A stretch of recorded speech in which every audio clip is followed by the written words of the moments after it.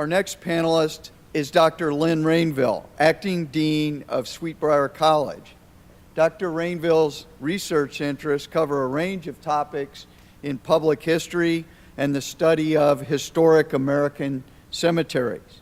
We met her a year ago when she was finishing up her work that has now been published called Virginia in the Great War, appropriate for the title here today. It's a fascinating book and a look at World War I on the home front. Today she's going to share some of the insights from her research. Ladies and gentlemen, please welcome Dr. Lynn Rainville.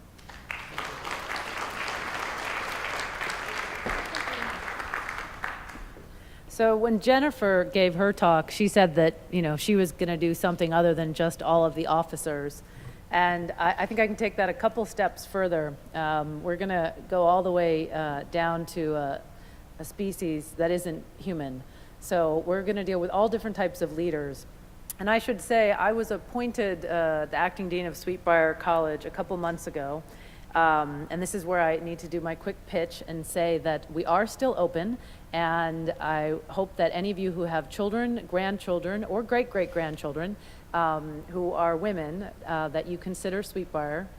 One of the things that we recently did was instituted a new leadership corps that is replacing our somewhat antiquated general education program. So it was a delight to be invited to a conference about leadership where I could combine some of my insights into that, my contemporary insights, along with my research into World War I. And I wanted to start with a much broader context here. I think it's safe to say that my original degree is probably the furthest afield of any of the speakers so far. My Ph.D. is actually in Near Eastern archaeology. But after spending 15 years in Turkey and Syria, I moved to Virginia about 17 years ago. And it was my arrival in Virginia that sparked an interest in using cemeteries as a way to get at social history. So as Rob said earlier, these cemeteries, whether they're the ABMC cemeteries or slave cemeteries, which is where some of my original research was, cemeteries are provide a very important window into cultural traditions, beliefs, values, and biographic information about members of the community. And I was fortunate enough in 2015 to be invited to join a project to one of the ABMC cemeteries, the one at the Musée Argonne. And I was invited there by a colleague of mine who was leading K-12 teachers and encouraging them to use the cemeteries, or ABMC cemeteries, in their lesson plans. As many of the speakers have mentioned, it's not just the cliche that the Great War is the forgotten war. It's that many of our children learn nothing about this war because if you've ever taken high school history, you know that you spend all this time, you do the Revolutionary Civil War, and then you start running out of time in May, and normally the teacher has to pick either World War I or World War II. And normally World War I is the one that suffers. So when I was in France and working on the ABMC cemeteries, I also did some research on the differences among British, French, Belgian, Italian, and German cemeteries. Again, using their gravestones and the landscapes of their cemeteries as an insight into different cultural traditions.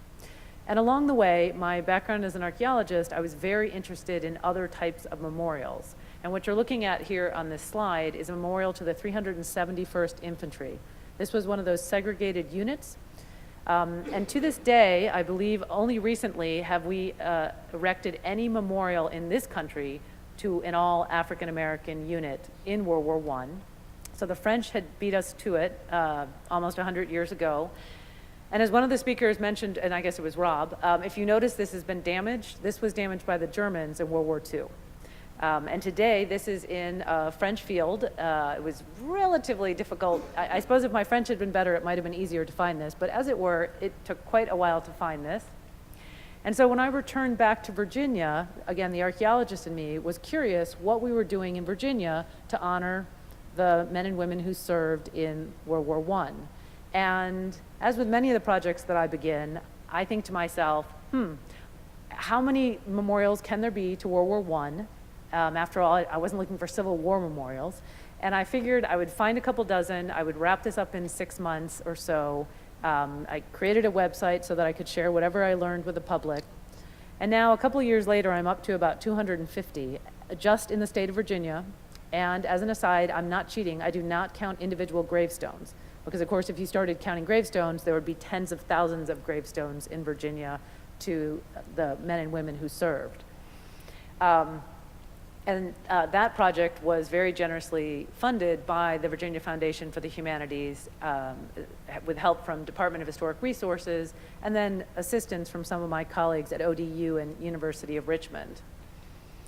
And as part of that project, again, originally it was going to be a project really about collecting the names and the stories of the people who served, and then a discussion of the memorials and the diversity of memorials that were designed to honor them. And because for most of my time today, I want to talk about different types of leaders, I'll give you just the one slide overview of this project with two contrasting types of memorials. And when I teach classes, this is usually the moment where I stop and ask each of my students to design a war memorial to the war of their choice and to sketch what it would look like. And of course, if you've ever considered this exercise or have studied a bit about the diversity of war memorials on the National Mall, you'll quickly realize that you have to make decisions such as the level of abstraction, how you represent the diversity of people who served in just one image. And of course, we went through this with the Vietnam Memorial and then the subsequent additions that were required of the sculptural representations. So in this same vein, after World War I, on the left you have a more traditional memorial with the version of a soldier that someone considered iconic, is the way I would put it, because clearly, among other things, this is a white male. And this was designed by an immigrant to this country. And if you think in your head for a moment of what Greek or Roman sculptures look like, it's kind of in that model of a bronze sculpture. And then if you look carefully, you'll realize that it's a very static, I mean, this is not going to win any art history awards. And if you look even more carefully, you'll realize that this guy, even though he looks like he's standing still through the design, he is not only carrying his rifle that has a bayonet mounted, he has a grenade in his right hand. If you looked carefully, you would realize that there's barbed wire around the tree stump, so he's stepping over barbed wire. He has all of his ammunition pack, and he's ready to go. And I've been told that, well, this was a very popular statue, a mold that was used across the country. We originally had 3 here in Virginia. And that it was so popular at the time that it was also turned into lamp bases. So the next time you are at an antique store, keep an eye open for this figure in miniature. And then the other side of the spectrum, i.e. the abstraction for a war memorial, this is Virginia's official memorial to World War I. It is the bell tower in Bird Park in Richmond.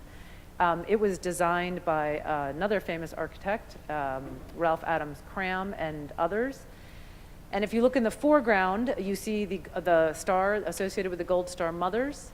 And originally, this bell tower, there was a museum a museum that contained World War I artifacts. And then subsequently, the artifacts in that collection were distributed to the War Museum in Hampton Roads. So you have a wide variety of these memorials. And as I started working on this project, I was collecting the names from these memorials. And after the first several hundred names, and then starting to learn the stories of some of these individuals, and I should add that these memorials are distributed throughout the Commonwealth, I was starting to realize that the contributions and the different types of contributions that Virginians made were far more extensive than what was being represented in most of the military histories about the war. And that's what I want to spend the rest of my time giving you some of these examples. And I'm sorry, I always feel like when I'm speaking to people who have actually served that here I should give an example from each of the divisions of the armed forces just to be even, but I do not have the time for that, unfortunately. So I will use one example of a man who served in the 305th Ammunition Train. This was Philip Holliday, shown here on the left. And as some of the speakers have mentioned, one of the advantages he had and he was drafted initially, was that he and his family owned an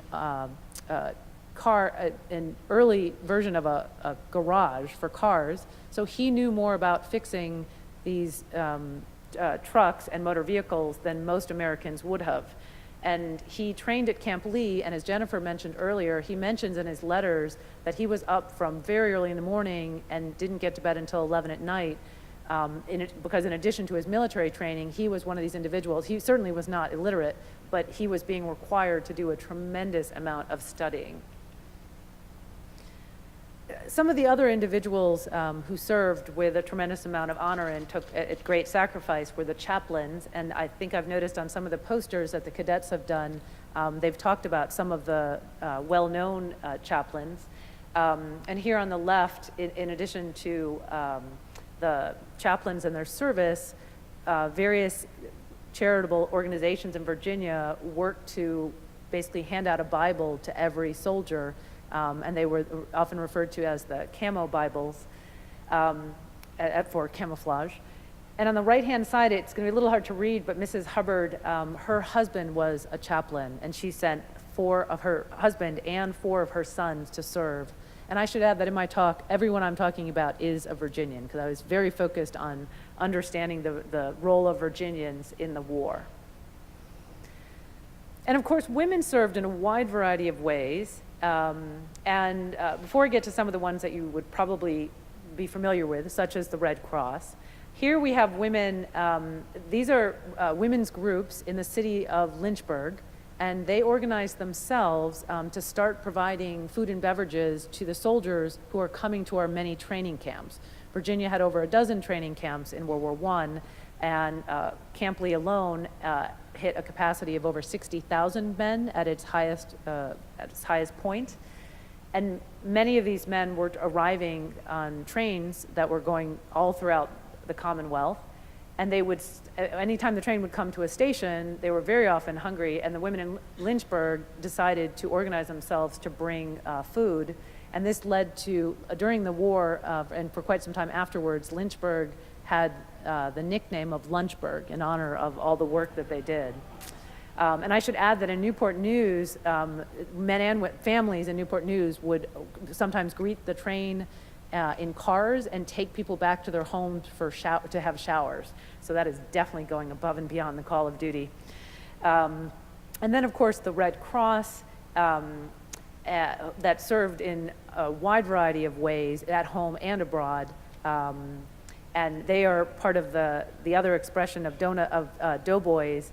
Members of the Red Cross were referred to as donut dollies because they were providing donuts for troops. And I should add here that one of the things the Red Cross encouraged women in Virginia, in this country, and including Virginia, to do was to knit their bit. And in the end, it turned out that Virginians alone, and women across the country, but here in Virginia, women knitted hundreds of thousands of scarves and sweaters and gun wipes and anything you can imagine that you could possibly knit, they knitted. But women served in other ways, and one of them was the Women's Land Army. As I'm sure you know, because so many of the men were being sent either to training camps and or then the percentage that made it abroad, it left a gap in a wide variety of employment for women. And one of them was in farming fields. And Virginia, starting in 1915, we were selling wheat to the Allies for many years before America entered the war, and frankly, making rather a lot of money off of those sales. So certainly by the time America entered the war, it was critical that our agriculture was not interrupted. And so this is an example of a training camp for women to learn some of the aspects of farming. It was held at the University of Virginia. And there were training camps like this for women throughout the Commonwealth, including at some of the all-female colleges. This led to the expression farmerettes, which you will see from the time period. And in full disclosure, so this is someone in Virginia, but this is a contemporary photograph. So this is a woman, Anna Kiefer, who is a World War I reenactor and who dresses up as a farmerette, in part to remind people that the service of Virginians is, of course, through troops and enlistment, but also here on the home front in a myriad of contributions. Well, in addition to farmerettes, another expression that was used in World War I was yeomanettes. And in World War I, in contrast to World War II, women could serve officially in the Navy. And I know this chart is almost impossible to read, but the most important part would be The green arrow along the bottom are all the various states, and then it's the number of women serving in the Navy in each of those states. So the highest line is for the state of New York, that had over 2,000 women serving in the Navy, but Virginia is not very far behind, and that number, if we could read it, says 1,071. So, and in the Navy, one of the roles that women were considered uniquely suited for, which may not be the first thing you think of when you think of the Navy, is fingerprinting. Because women, it was thought that women were better at, this is obviously the new science of fingerprinting. And in full disclosure, the reason why they were working on fingerprinting people is to deal with people leaving their post and leaving their duty, and if they had to go after someone who had left their, for dereliction of duty, they were using fingerprints to prove who it was, and women were heavily involved in that. This is one of these women who served, Lula Mae Thrift, and she died during the war in 1918. And in addition to serving, and I should have added that Lula had a background as a nurse. And in addition to the service of nurses, of course, there were many, many Richmond doctors. One of them is Dr. Bass. This is a stained glass window that was erected in his honor in Fredericksburg in his Baptist church. And Dr. Bass, like many of the medical personnel we've heard about over the last 2 days, he sacrificed his life to save 2 other men in his unit who were hit, and he worked on them. And while he was working on them, he was hit, and then he bled out in the process of helping these 2 other men. One of the most famous base hospitals in France that had the lowest mortality rate of any American base hospital was Base Hospital 45, and that was organized, and money was sent from Richmond to organize this. It was led by Stuart McGuire, the son of the famous Civil War surgeon who operated on Stonewall Jackson. And Stuart McGuire, he is there almost next to the left of the person carrying the coat. And he and a woman he later married, a Canadian named Ruth, they helped lead the base hospital right outside of Toul. And again, it wasn't, and many of the doctors and nurses came from Richmond, and then other members of the Richmond community donated the money for their supplies. And again, leaders that would probably not usually be spoken about in terms of World War I would be the role of children. And here in Virginia and many other American states, children were leading parades as fundraisers. They were encouraging people to buy Liberty bonds, having the equivalent of bake sales, and they were very much part of the propaganda that Virginia and the US government more broadly were using to encourage people to sign up for the mandatory draft, to contribute money to the Liberty bonds, to have meatless Mondays or wheatless Wednesdays and help with food conservation. There were so very many ways that Virginians contributed to the war effort above and beyond, or in addition to, serving in the armed forces. And if you look closely here, you can see it's a toy store in Charlottesville, Virginia, from around the war, and in the foreground they have a series of little mini tents for children.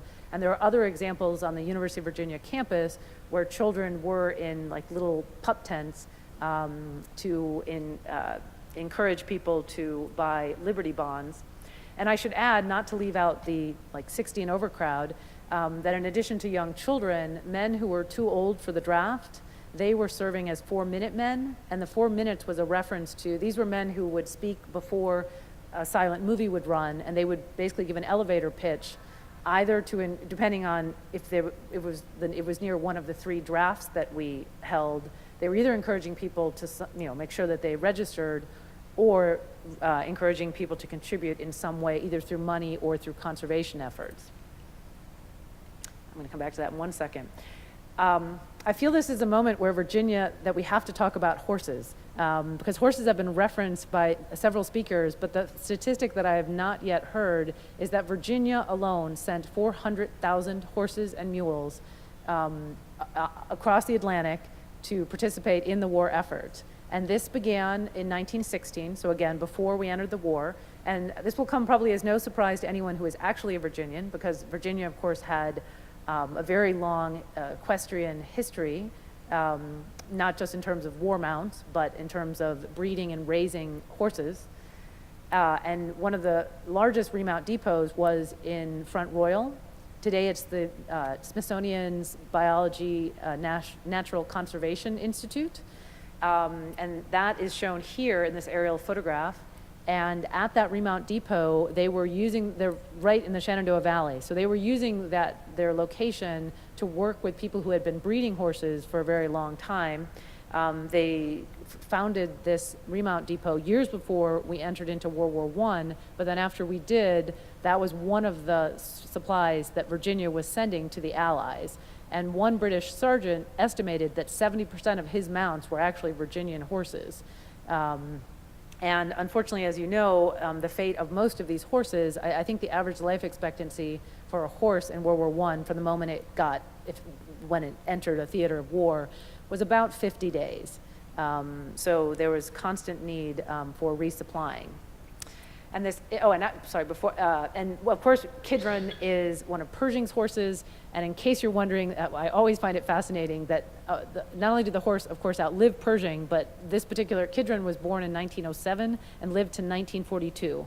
Because honestly, as someone who's not an equestrian, I always forget how long horses live.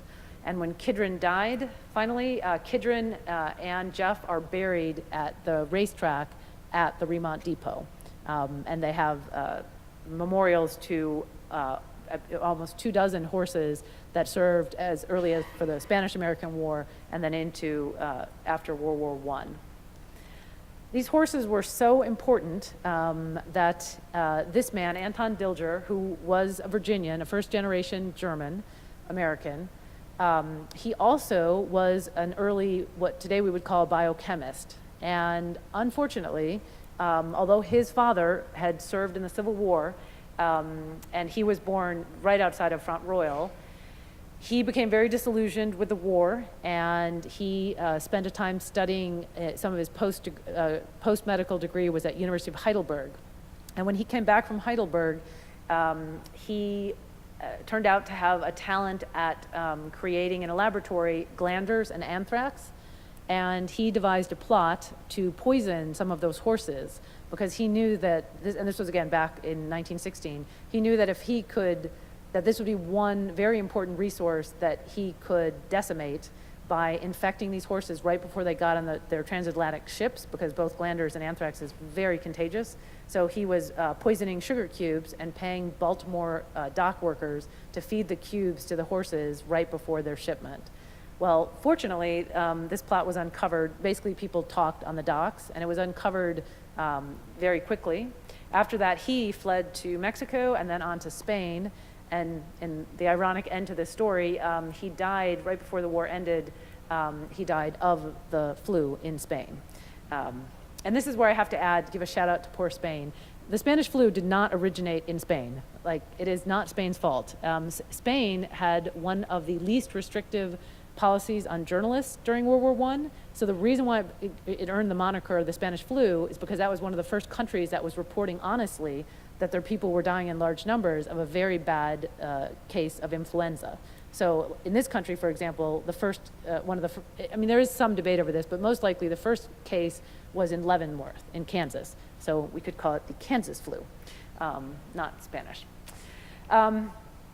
So to wrap up, because there's just so many levels that Virginians were involved, as people were, and one of them, by the way, this is supposed to remind me to mention the bandmasters. We had several bandmasters who served, Virginians who served with distinction.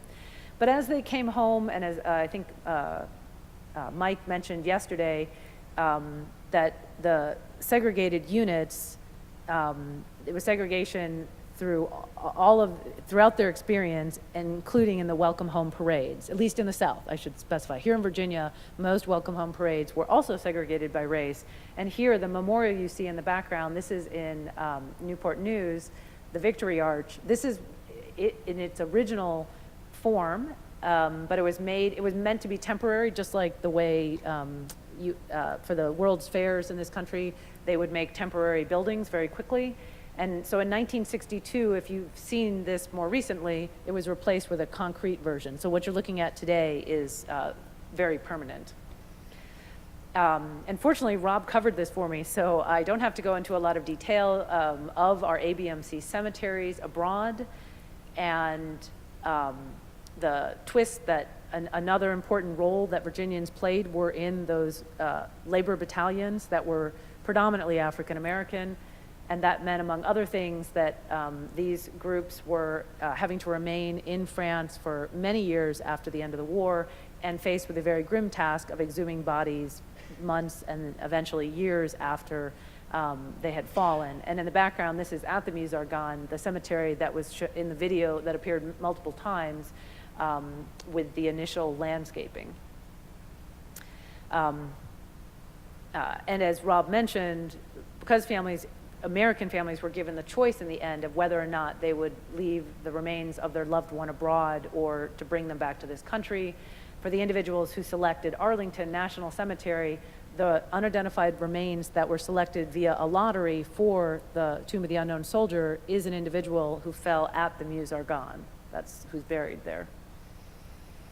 And it was very much the role of the Gold Star Mothers that pressured Congress to give Americans the choice of where to bury, and then the last piece of the puzzle was that the federal government gave the Gold Star Mothers a one-time paid trip to go for the wives and mothers who selected to leave their fallen soldier abroad.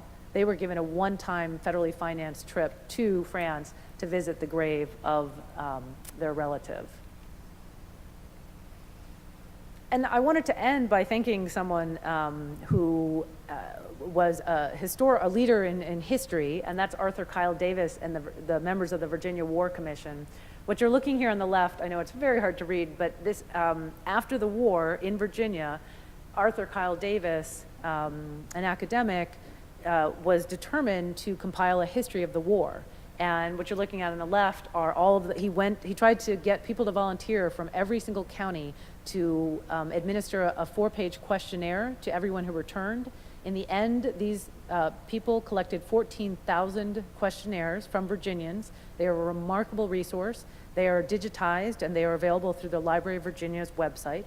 And if you do think that you have a Virginian ancestor, I recommend searching their database in case they filled out one of these questionnaires.